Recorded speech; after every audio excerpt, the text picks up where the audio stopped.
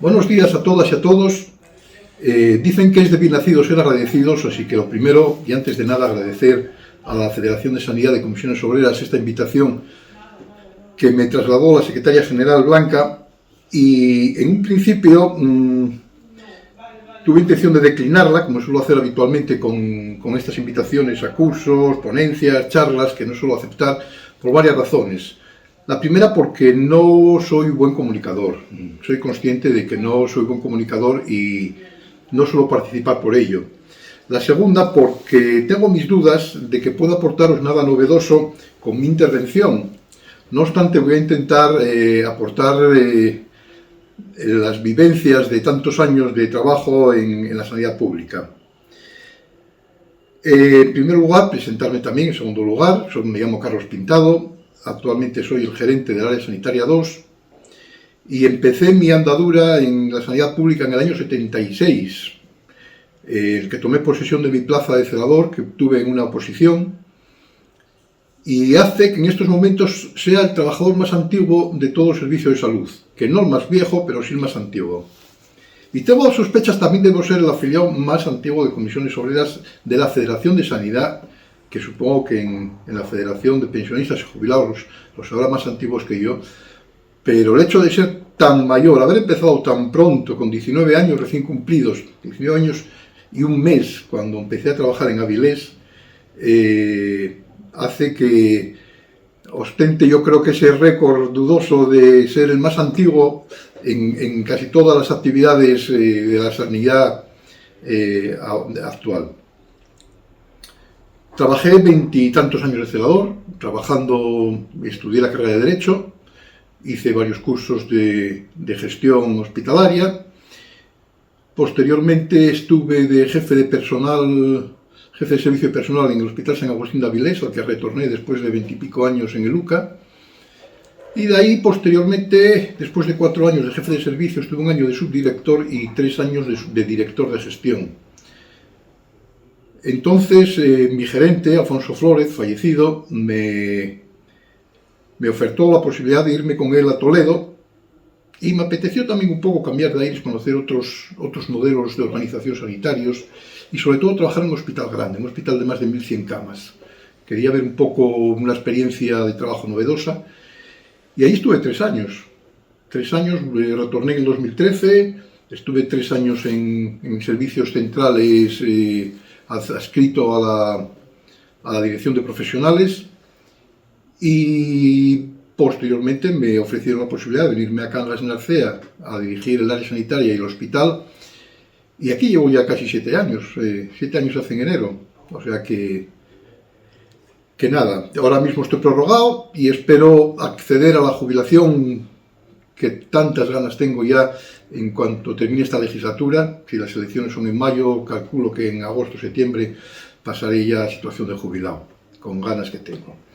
Bueno, y sin más, pues pasamos un poco ya a la exposición del tema que quería un poco explicaros. Voy a comenzar primero haciéndoos una pequeña referencia al entorno en el que nos movemos, el entorno global, las ideas globales de lo que es la sanidad, de cómo estamos distribuidos y cómo funcionamos.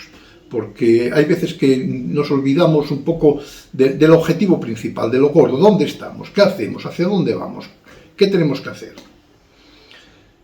Bien, la sanidad está estructurada, como toda la función pública, de forma muy piramidal, excesivamente piramidal.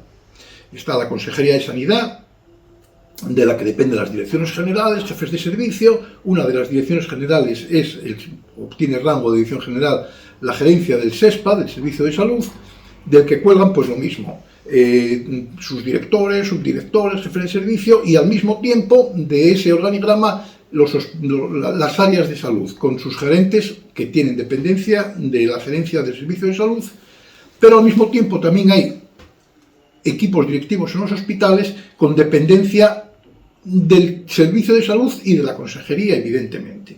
Todo esto hace que el organigrama de mando sea bastante complejo y con muchas interacciones de mando y de que hacer en el día a día de los hospitales. En general, Ya os digo, las pirámides de mando son parecidas en todo, son administrativas, funcionamos igual la Consejería de Agricultura que la Consejería de Sanidad, la misma estructura piramidal de mando. Arriba los gerentes, directores, subdirectores, jefes de servicio, y así vamos bajando la pirámide de abajo hasta que no manda nada, hasta que no tiene responsabilidades organizativas o de mando.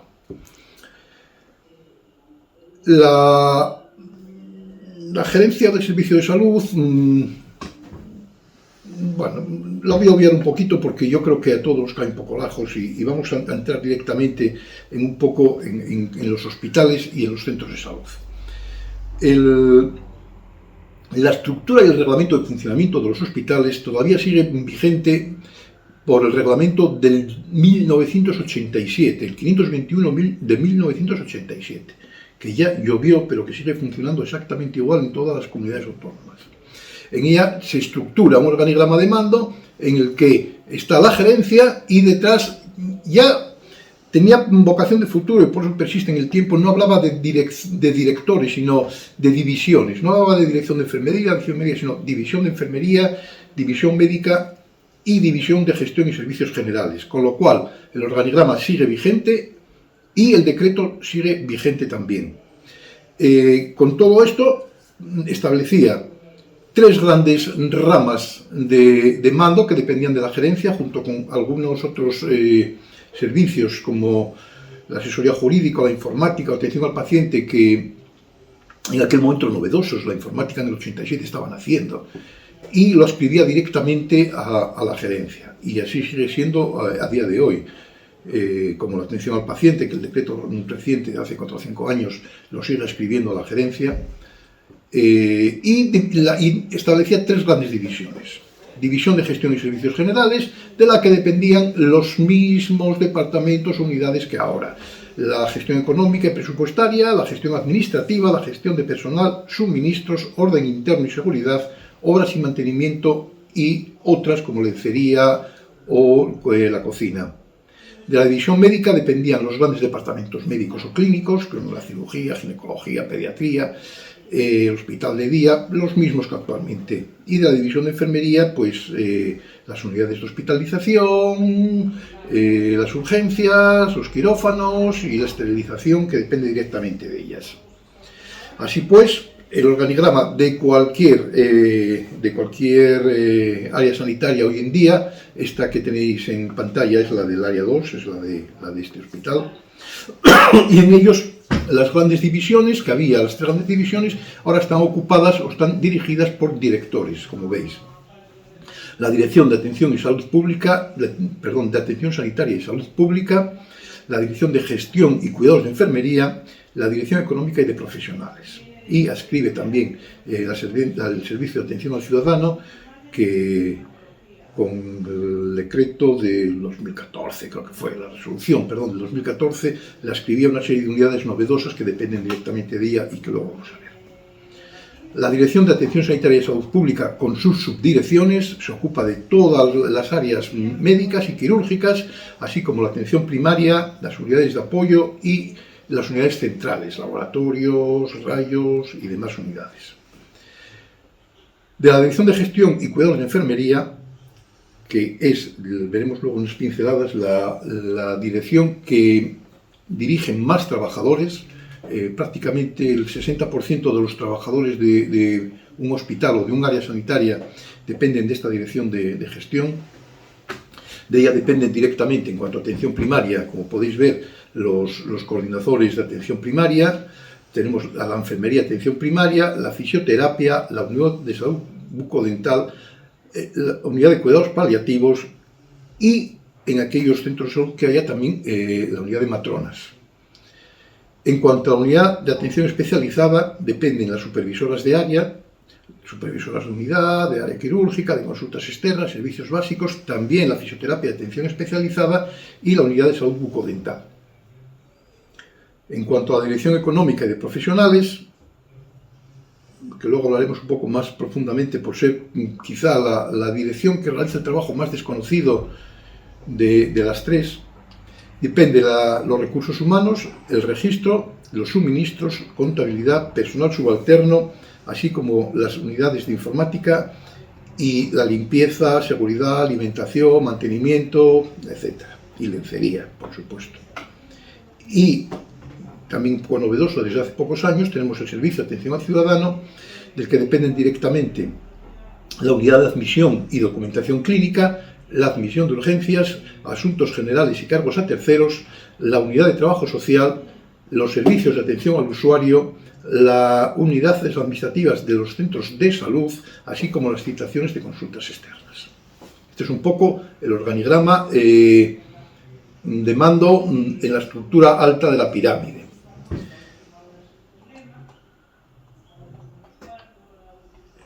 Existen también en los hospitales diferentes comisiones, en torno a 12, 14, 15 comisiones distintas que tienen un funcionamiento autónomo y cuya misión es estrictamente la de asesorar al equipo directivo en aquellas materias de las que son competentes. Hay algunas que funcionan muy bien, la comisión de quirófano, la de docencia, la de farmacia, que se ocupa de ver las interactuaciones de distintos medicamentos, dar de alta medicamentos nuevos, la comisión de investigación, la comisión de historias clínicas, también muy activa en todos los hospitales, cuya misión es, insisto, emitir informes de asesoramiento a los directivos que generalmente, aunque no sean de obligado cumplimiento, en rarísimos y extrañísimos casos no son atendidas estas sugerencias o informaciones de estas comisiones.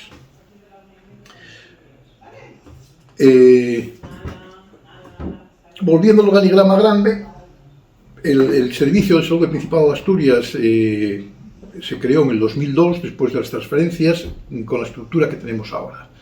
Está junto a la Consejería de Sanidad y es el órgano encargado de la asistencia sanitaria en el Principado de Asturias. La misión es proporcionar a los ciudadanos la asistencia sanitaria que necesiten en cada momento con calidad, seguridad, eficiencia y equidad. El servicio de salud depende de la asistencia sanitaria, que a su vez está repartida, como conocéis ya prácticamente todos, en 8 grandes áreas asistenciales.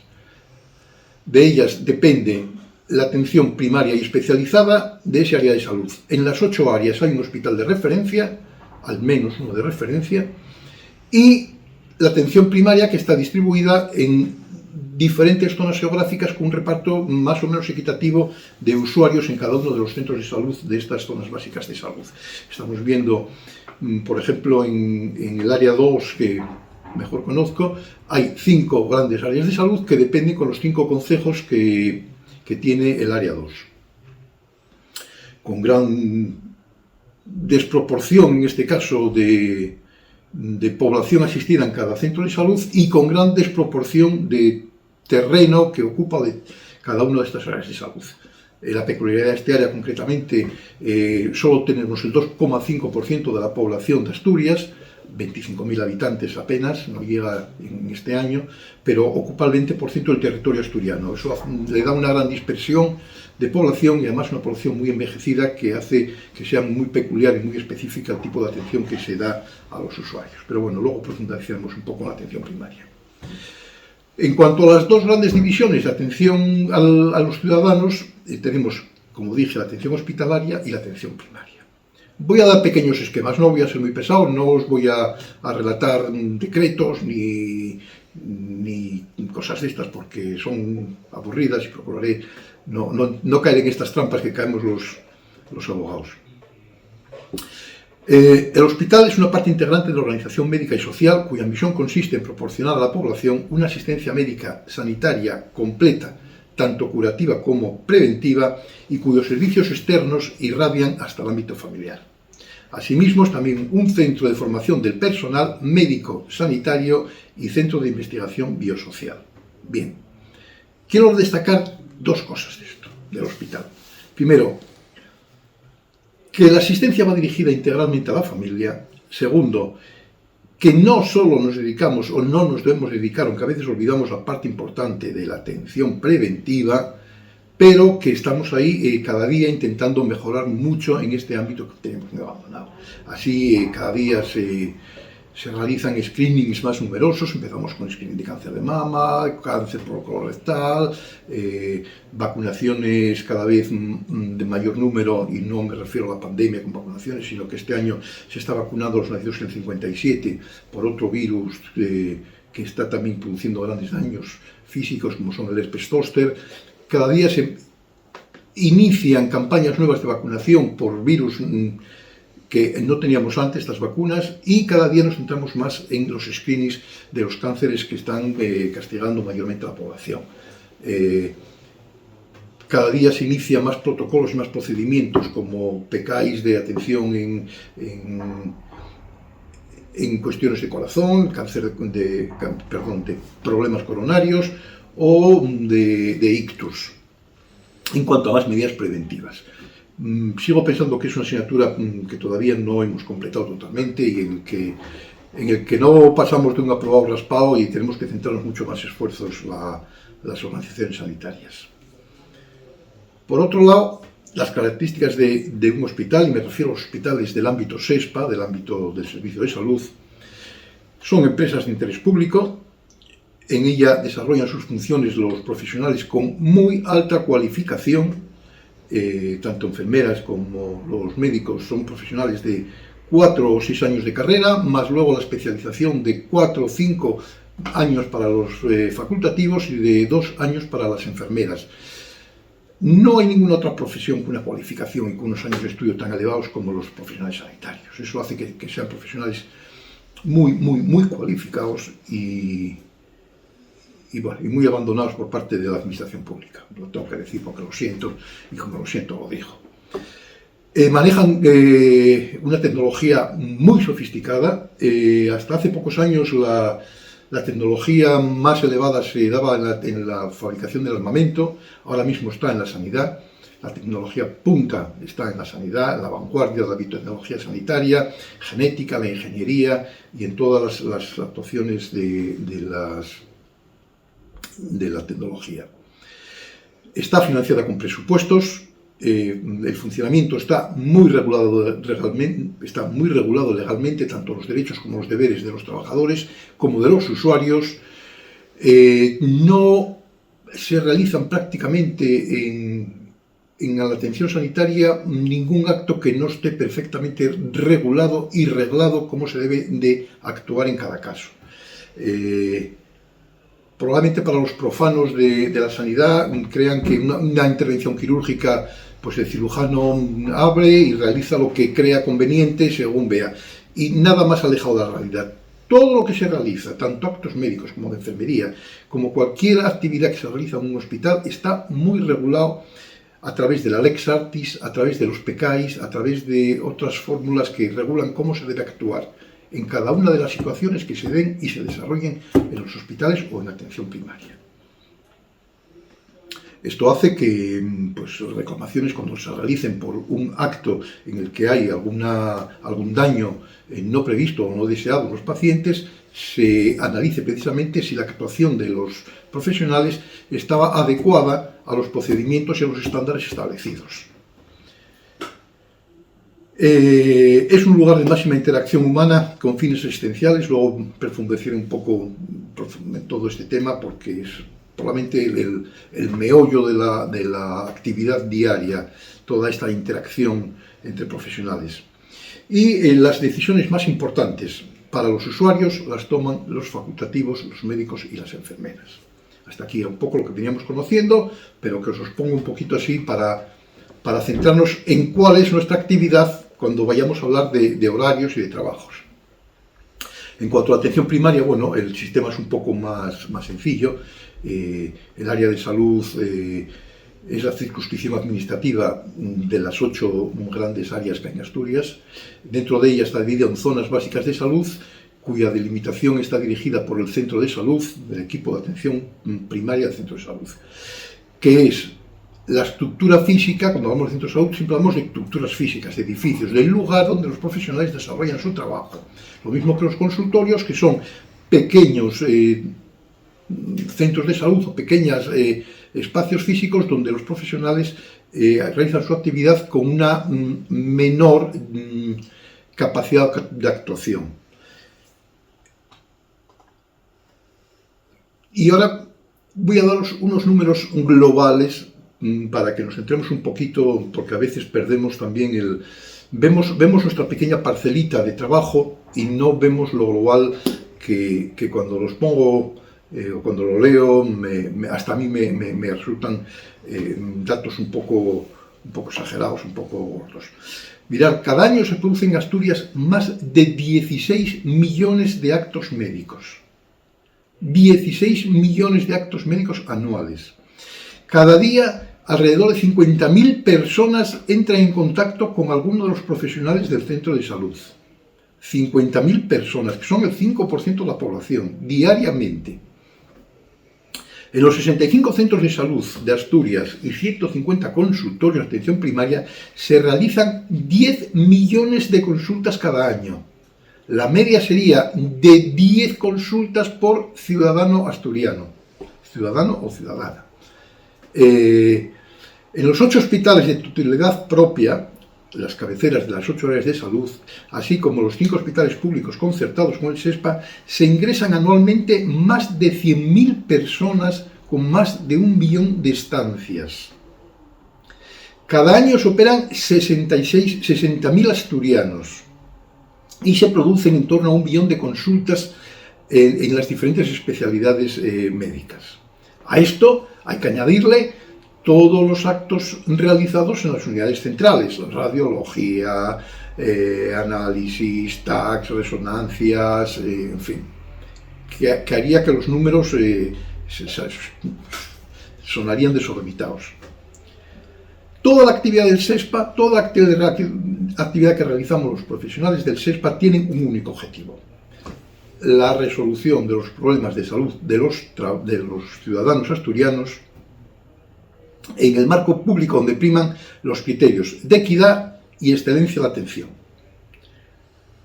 Son términos que a veces nos llenan la boca: el término equidad y el término de excelencia de la atención.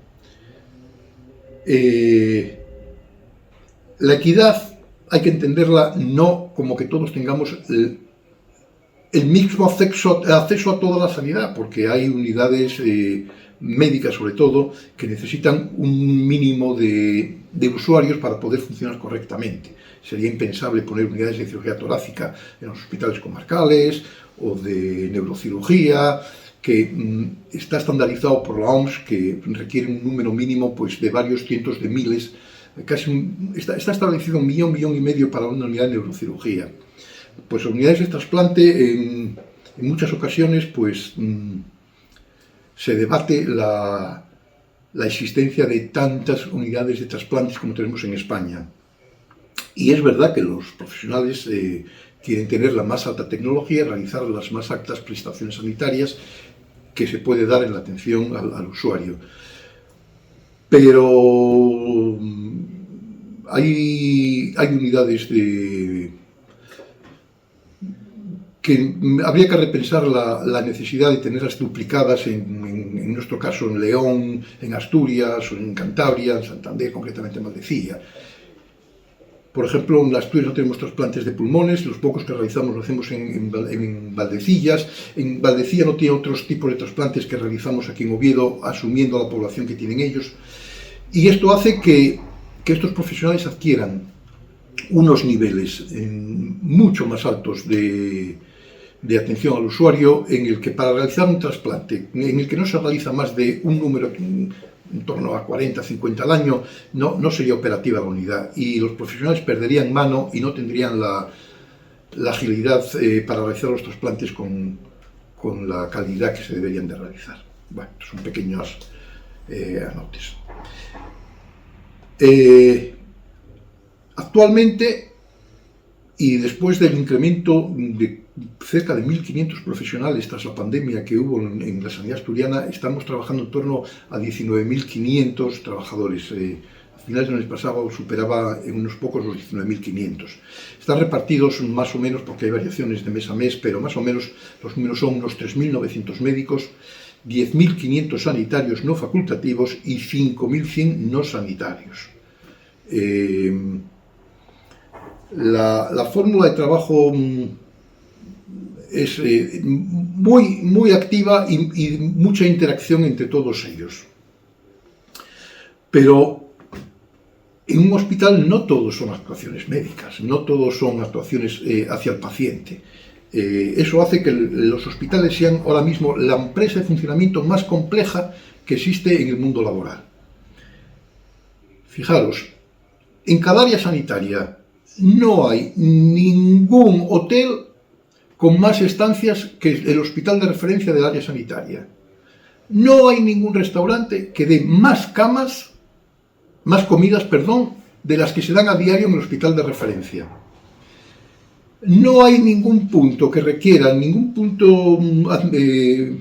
empresarial que requiera un lavado de ropa tan elevado como el de los hospitales. Ni hospitales, ni hoteles, ni restaurantes tienen el número tan elevado de ropa que se lava a diario. No hay ningún centro de trabajo que tenga unos servicios de mantenimiento tan potentes como los hospitales, con cobertura 24 horas del día. Los números que dan, pues fijaros, pongo tres pequeños ejemplos de actividad de un hospital medio. Concretamente, esta es la actividad del Hospital San Agustín. Son 707.276 kilos de ropa lavada. Requiere 100 personas solo en la limpieza del hospital. Se realizan en torno a 105.000, 110.000 dietas enteras anuales, claro, para los pacientes. En un hospital medio como el San Agustín, diariamente hay en torno a 30, de 26 a 32, en torno a 30 dietas diferentes diarias. La complejidad de la alimentación hospital es la más elevada de cualquier actividad empresarial que nos podamos imaginar. A todo esto, la realización de los circuitos en un hospital es brutal. En el LUCA, concretamente, creo que estaba en torno a 3.000, 4.000 o 5.000 vehículos diarios actuando en el entorno del hospital. Se calcula que hay en torno a 12.000 personas deambulando diariamente por el hospital. Todo esto hace que ya desde la construcción de los hospitales y luego en el día a día se vayan estableciendo distintos circuitos para las actividades diarias del hospital, de tal manera que no se mezclen la actividad de las consultas externas con la actividad ordinaria de las mañanas, circuitos específicos para los quirófanos, circuitos específicos para la distribución de la ropa, de la comida, distribuir a la gente para que no haya aglomeraciones. Los ascensores están distribuidos estratégicamente para que no mezclar distintos tipos de personas que frecuentan el hospital. Todo esto requiere una profesionalización de los trabajadores que están en el hospital muy elevada y con gente muy específica y dedicada a cuestiones muy concretas de estos temas. Los aparcamientos del hospital es otro de los grandes problemas que tenemos, lo veis en el LUCA. Por muchas plazas que hicieran, se quedan cortas siempre. Se quedan cortas porque requeriría una cantidad de espacio de plazas de aparcamiento que a veces uno que tiene un poco de responsabilidades en cuestiones de gestión se plantea la cantidad de tiempo que hay que dedicar a cuestiones no dedicadas a la atención sanitaria. El tema de las comidas, el tema de la limpieza, temas que requieren mucha gente muy profesional y con mucha dedicación. Y luego con todo esto, pues el día a día, la actividad diaria del hospital es una actividad de transversalidad absoluta. Todos los trabajadores del hospital están interrelacionados de una u otra manera. No hay ninguna actividad per se que no esté relacionada con otras actividades, generalmente con la asistencial, evidentemente, que es el objetivo máximo de los hospitales. Pongo siempre el mismo ejemplo. Bien, los cirujanos, los médicos, tienen la responsabilidad máxima en cuanto a la dedicación al paciente y en cuanto a la sanación del paciente. Pero cuando los gestores vemos que los números de ocupación de un quirófano son más bajos de lo que deberían de ser. Siempre hay alguien que echa la culpa al celador. Si no se opera más, es porque el celador tarda mucho en llevar al paciente. Como falle la limpieza del quirófano, no se puede operar. Como no haya ropa en lencería, no se puede trabajar de ordinario. Toda la actividad de cualquier trabajador del hospital está incardinada con la actividad de otros profesionales y todos los trabajos y todos los trabajadores, hagan lo que hagan, son absolutamente imprescindibles en la actividad diaria del hospital. No puede fallar absolutamente ninguno de estas unidades porque hay tanta dependencia en la actividad, es tan transversal la actividad de todos los trabajadores que el desarrollo de forma indebida de cualquier unidad del hospital conlleva inevitablemente al fracaso de otras unidades y generalmente a dar una mala atención o una atención no deseada a los usuarios.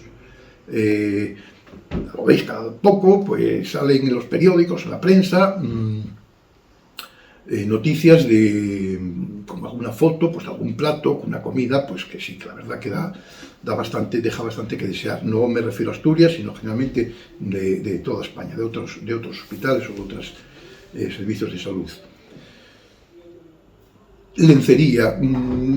Hay épocas que yo, bueno, en tantos años trabajando, 46 años, pues me ha tocado ver de todo, pero con problemas tremendos en la lavandería, como falle una lavadora de estas monstruosas que hay en las lencerías, o las empresas que en algunos casos llevan el lavado de la ropa hospitalaria, generan unos problemas tremendos. Recuerdo estaba ahí en Toledo cuando tuvimos un grave problema con una crisis que hubo del lino en la India, no sé dónde, y no nos suministraban ropa. Hubo unos problemas tremendos. Las huelgas más temidas por los directivos de los hospitales no son las de los médicos, son las de la limpieza. Las huelgas de la limpieza generan los mayores niveles de falta de actividad que se puede hacer en un hospital. Esto, yo siempre insisto mucho en ello porque todos los trabajadores del hospital, cada uno tiene sus quehaceres, cada uno tiene su actividad, pero todos son absolutamente imprescindibles y el desarrollo indebido del trabajo de cualquier sector del hospital conlleva inevitablemente, y quiero insistir, en que las funciones que tengamos que dar de cara al usuario, al paciente, no sean las adecuadas.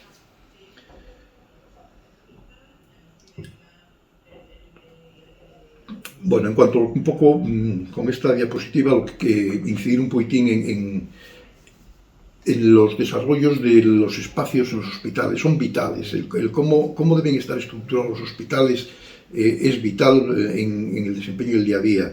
Los circuitos de tránsito interno y externo que guarden la intimidad necesaria del paciente. Hay veces que, bueno, pues no es agradable ir en el traslado de un paciente, no sé, pues de la unidad de hospitalización a rayos, en el ascensor te encuentres con usuarios, te encuentres con ascensores llenos, distinguir muy bien las entradas a los hospitales. Yo hago siempre mucho hincapié, a ser posible, en que los hospitales de día estén separados, tengan una entrada individual de la entrada de los usuarios en general, distribuir las entradas muy bien de pediatría de los pacientes con otras patologías. Para los usuarios, hacer que todos los visitantes, la gente que va a consultas externas, que tengan espacios muy fáciles de identificar por colores. Hubo muchas modificaciones, quizá algunos recuerden, en la antigua UCA se pintaban rayas de colores por el suelo, identificando con cada color un servicio. Los espacios tienen que estar diseñados para que el trabajo de las limpiadoras sea muy ágil y muy cómodo. La limpieza en el hospital, y también es algo que insisto mucho, los hospitales no solo tienen que estar limpios, sino que tienen que parecerlo. Los colores de los suelos, para que parezcan más limpios. O sea, tienen que estar, pero además tienen que parecerlo. Esto es como la mujer del César. La arquitectura de los hospitales que facilite la intimidad. Todos hemos ido a algún hospital en el que estábamos en en un box con una cortina y estamos escuchando pues lo que el paciente de al lado le comenta al facultativo, con lo cual la intimidad pues deja mucho que desear. Los equipamientos de alta gama, de alta calidad que tenemos en los hospitales requieren un sistema de mantenimiento con profesionales con una cualificación muy elevada. Los fallos del aparataje, concretamente en este hospital, hace 2 meses se estropeó un arco quirúrgico, un arco de rayos, y durante 3 semanas pues no hemos podido hacer operaciones de traumatología, por ejemplo. Tiene que ser muy ágil, la reparación de los ascensores tiene que ser casi momentánea. La reparación del aparataje, sobre todo aparatos de alto costo y de gran rendimiento, como resonancias, tags, la reparación tiene que realizarse en menos de 24 horas siempre, porque si no la actividad mermaría de una manera muy, muy notable. Y eso, además, generalmente conlleva situaciones de cabreo, situaciones de tensión en la actividad que desarrollamos día a día. Por eso yo también, bueno, quizá también porque vengo de la parte de la gestión, siempre hago mucho hincapié en la atención que debemos dar al personal no sanitario y la importancia de las tareas y de las funciones que desarrollan, o de personal auxiliar, como las TKs, matronas, bueno, matronas son auxiliares, son profesionales, pero bueno, gente de la que habitualmente nos olvidamos. Hay categorías profesionales en la cocina, en lencería, de la que nos pasan generalmente desapercibidas, pero que desarrollan unas tareas y unas funciones encomiables en el totum revolutum de la actividad hospitalaria. Bueno, ya un poco con esto me voy a centrar más en cuestiones de personal. Y la primera gran cuestión que veo que generalmente hay desconocimientos es un poco los temas de personal están dirigidos por 2 grandes leyes: el Estatuto Marco y el EBEP, el Estatuto Básico del Empleado Público. En el 2007, cuando se publicó el Estatuto del Empleado Público, se generó mucha controversia sobre la prevalencia para el personal estatutario de una u otra ley. Bien, el Estatuto Básico del Empleado Público ya en su título nos dice a quién va dirigido.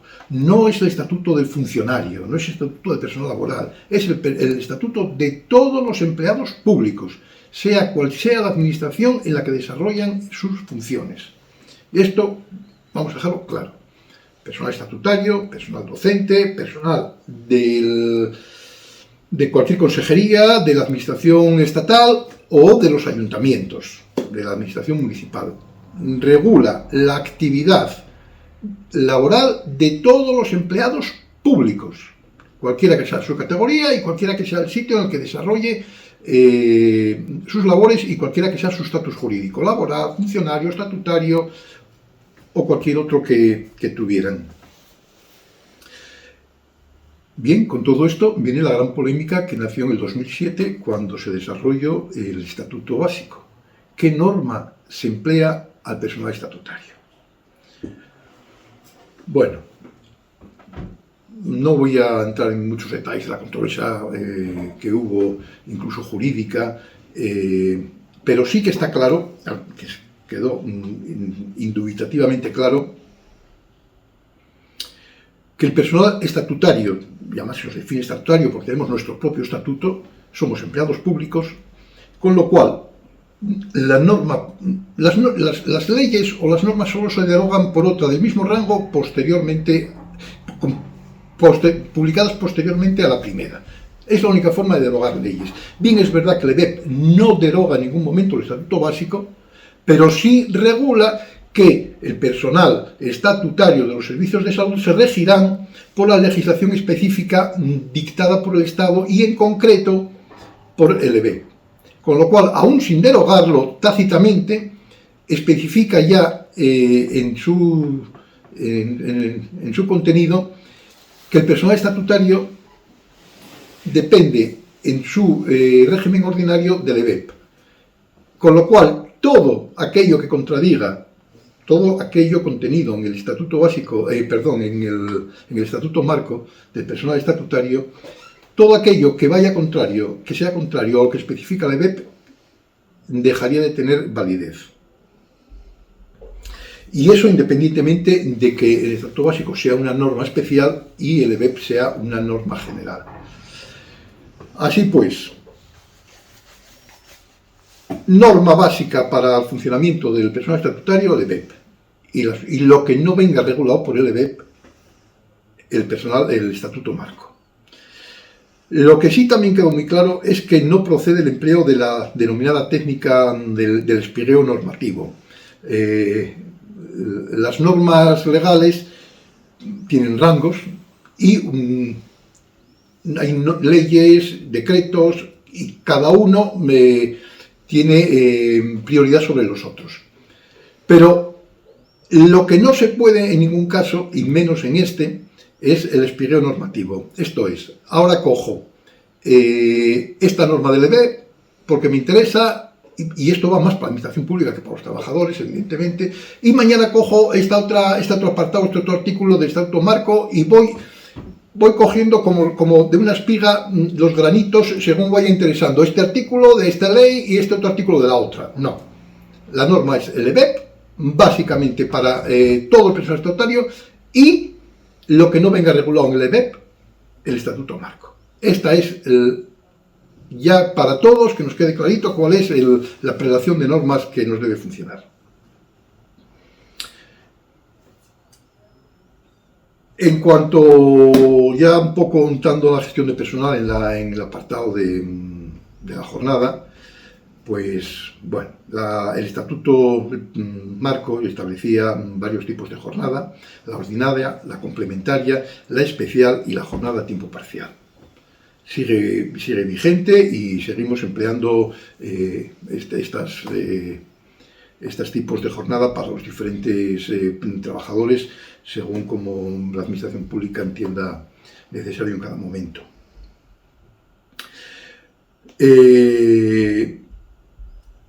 Tengo que reconocer que hay, a nivel general, no solo en el Servicio de Salud del Principado de Asturias, sino a nivel del Sistema Nacional de Salud, una gran dispersión normativa. Funcionamos a base de instrucciones, de decretos, de resoluciones, solucionamos cada problema en cada momento con una resolución, con una instrucción, que apenas tienen difusión, y hace que todo esto en cada momento genere muchas dudas de aplicación de cierta forma de funcionamiento, sobre todo en cuestiones de jornada. Puso un poco de claridad la resolución de 23 de octubre de 2006 de la Dirección General del SESPA sobre permisos, licencias y vacaciones del personal estatutario. En ella, en ella se iban desarrollando los diferentes jornadas laborales. Sabéis que con los recortes de los años 2012, 14, 15, hubo cambios de jornada laboral, con la entrada en vigor con la llegada de la COVID, pues también hubo mucho cambio normativo en cuanto a la distribución de la jornada laboral, y la jornada actual para todos los trabajadores del SESPA, después del decreto ley 12/2022 de 5 de julio, no, este es el marco de servicios de salud, establecía en el 2022, digo, de la resolución del SESPA, una jornada de 35 horas semanales, que hace para los trabajadores del servicio de salud una jornada de 1.519 horas anuales. 1.519 horas que se establecían a través de la jornada de 35 horas, descontando de los 365 días al año 52 sábados, 52 domingos, 22 días de vacaciones, 52 sábados, 52 domingos, 22 días de vacaciones, 6 LDs y 22... no me gusta liar. A ver, 52, 14 festivos, 6 LDs y 22 días de vacaciones, que efectivamente hacen 217 días anuales, que por 7 horas salen 1.519. excepto, por ejemplo, este año, que son 1512, porque cuando el día 1 de enero cae de sábado o domingo, el año tiene 53 sábados o 52 domingos. Este año, el 1 de enero es sábado, con lo cual la jornada anual para este año es de 1512, para todos los trabajadores.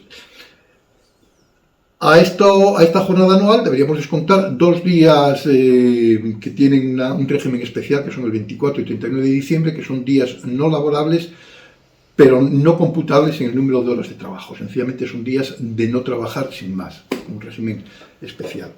Y a estos días, por supuesto, a estos días de libranza, hay que añadir o sumar los días que tenemos individualmente cada trabajador, según nuestra antigüedad en el servicio de salud, con los 4 días adicionales de vacaciones y los que nos correspondan según los trienios de los adicionales de LDs. Con lo cual, jornada anual en este momento 1519, al que hay que descontar los días que cada uno de los trabajadores tenemos en nuestra cuenta bancaria de días de libranza. Y quiero finalizar un poquito con lo que os venía contando antes, de que la actividad dentro de la sanidad está muy regulada, muy regulada, muy regulada. Cualquier cambio normativo, como las normas, os decía, son también piramidales, tienen distintos rangos, cualquier cambio normativo viene a tirar abajo cantidad de pactos, de acuerdos, de decretos, de resoluciones de actividad.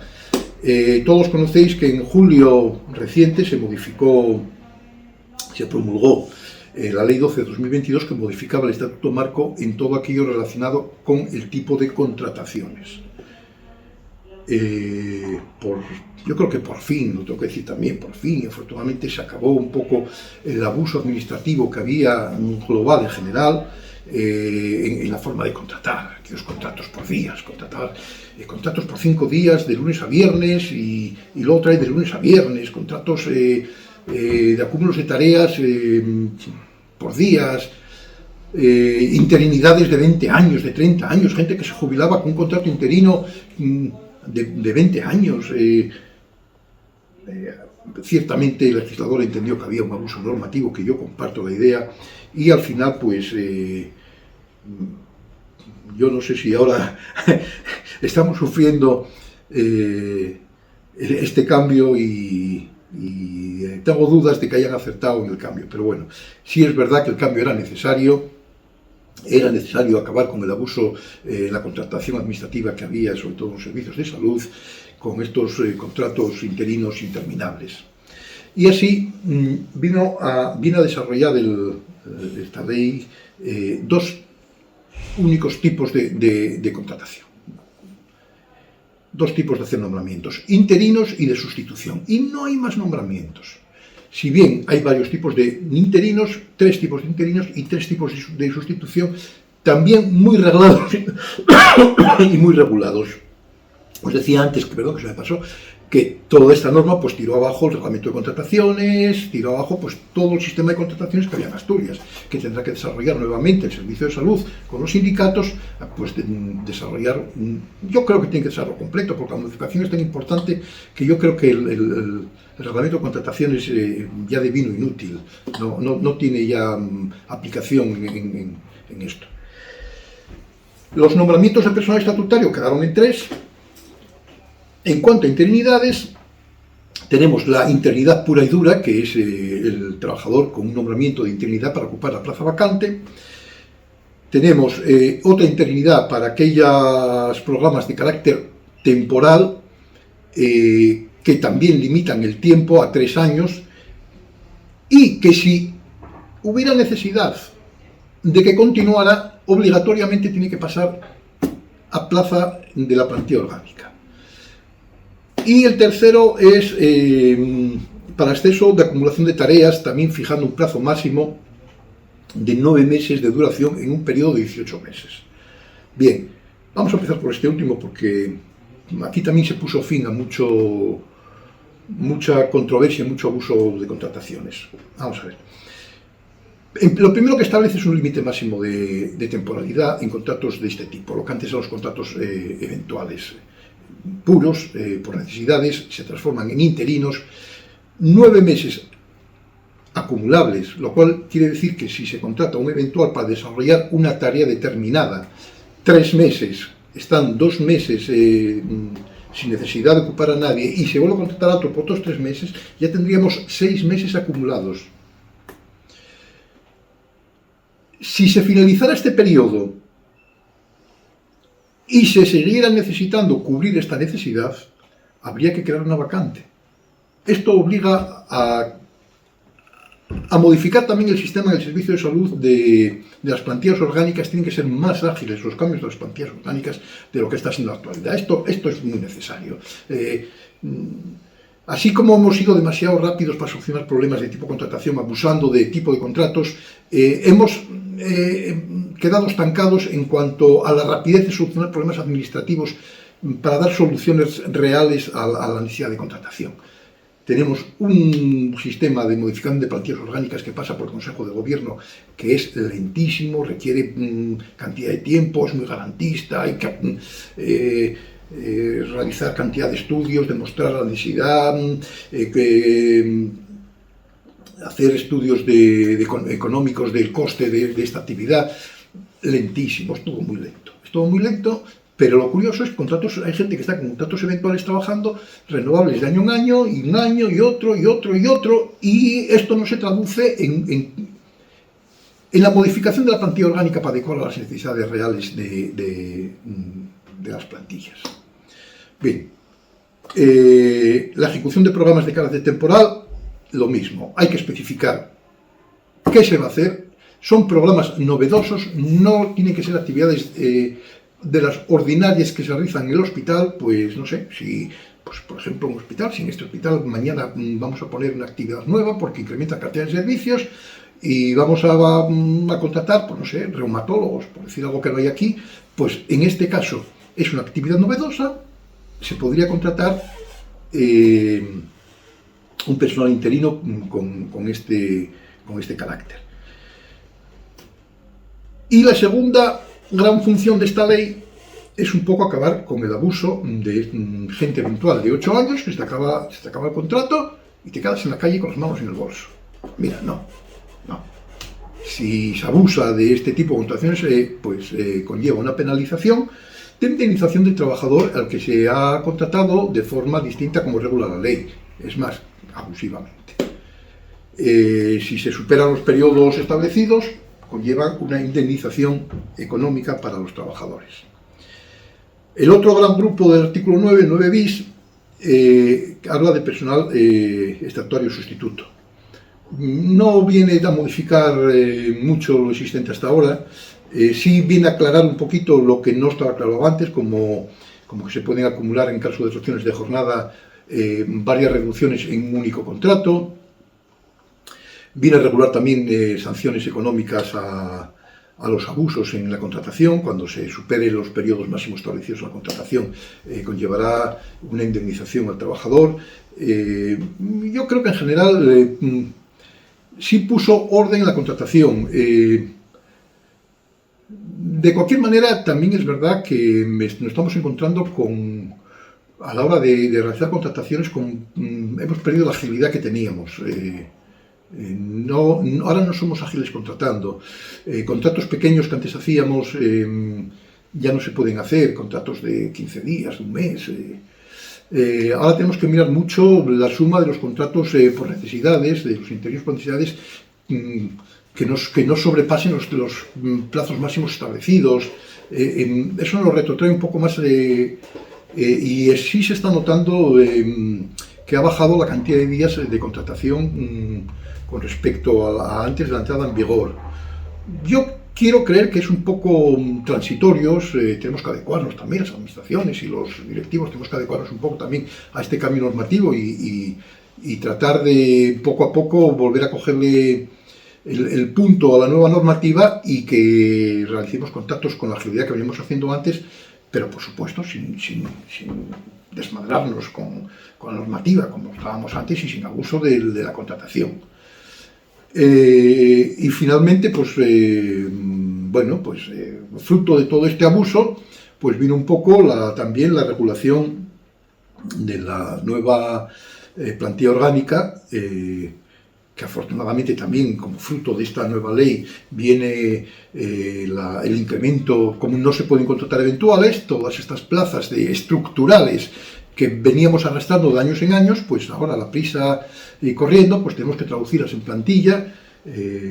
Esperemos, bueno, yo creo que sí, que antes de fin de año se aprobará una nueva plantilla en la que se incrementarán gran cantidad de plazas, pues todas las plazas estructurales que teníamos se transformarán en interinas, y al mismo tiempo pues espero que con la nueva regulación pues el número de interinos se reduzca drásticamente y que afortunadamente pues esté por debajo del 3-4% los interinos por todas las causas del sistema del servicio de salud. Yo aquí, a los que no sois propietarios, pues mira,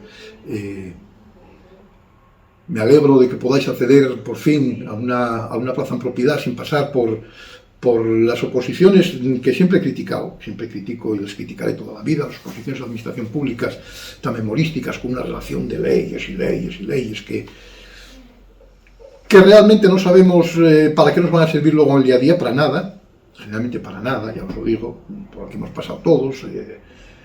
Y espero que ahora, por lo menos estas dos próximas oposiciones, con entrada más liviana a la plaza en propiedad tan deseada, pues sea más ágil y más rápida. Bueno, yo creo que con todo esto me he planteado un poquito, seguramente me he saltado muchas cosas las que tenía en la cabeza que quería contaros, pero bueno, básicamente lo que tenía intención un poco de aportaros era la experiencia de tantos años dedicados a la sanidad pública, y la experiencia y bueno, y contaros un poco, pues también para finalizar, que pues eso, que soy un poco la persona rara dentro del sistema de salud o del servicio de salud. Soy el único no médico gerente de un área de salud, solo hay 5 en toda España. Debo ser el único caso, muy poquitos hay también, que habiendo empezado de celadores y hayan estado tantos años, hayan llegado a gerentes de hospitales. Soy, ya veis, el más antiguo, os dije antes, 46 años del servicio de salud, y hace que, pues bueno, que me sienta a veces un poquito extraño dentro de todo este conglomerado de la actividad sanitaria. Y bueno, nada, deciros que mi trabajo siempre estuvo al servicio de los compañeros con los que compartí las tareas en los años de celador, en los años de directivo, en mis años de liberado sindical, que fueron también bastantes, en los años que aportaba mi granita de arena, mis conocimientos de derecho a la Federación de Sanidad de Comisiones Obreras. Y también deciros que me costó pensarme un poquito al aceptar esta idea, pero bueno, soy incapaz de negarme a colaborar con la Federación de Sanidad, con su secretaria general, con sus dirigentes en cualquier cosa que me pidan. Y siempre estaré al servicio de mis compañeros y de Comisiones Obreras. Así que desde aquí un abrazo a todos, muchos ánimos en el quehacer diario, y si me veis por ahí pues me saludáis y me pongo a vuestra disposición para todo lo que necesitéis de mí. Un abrazo para todos.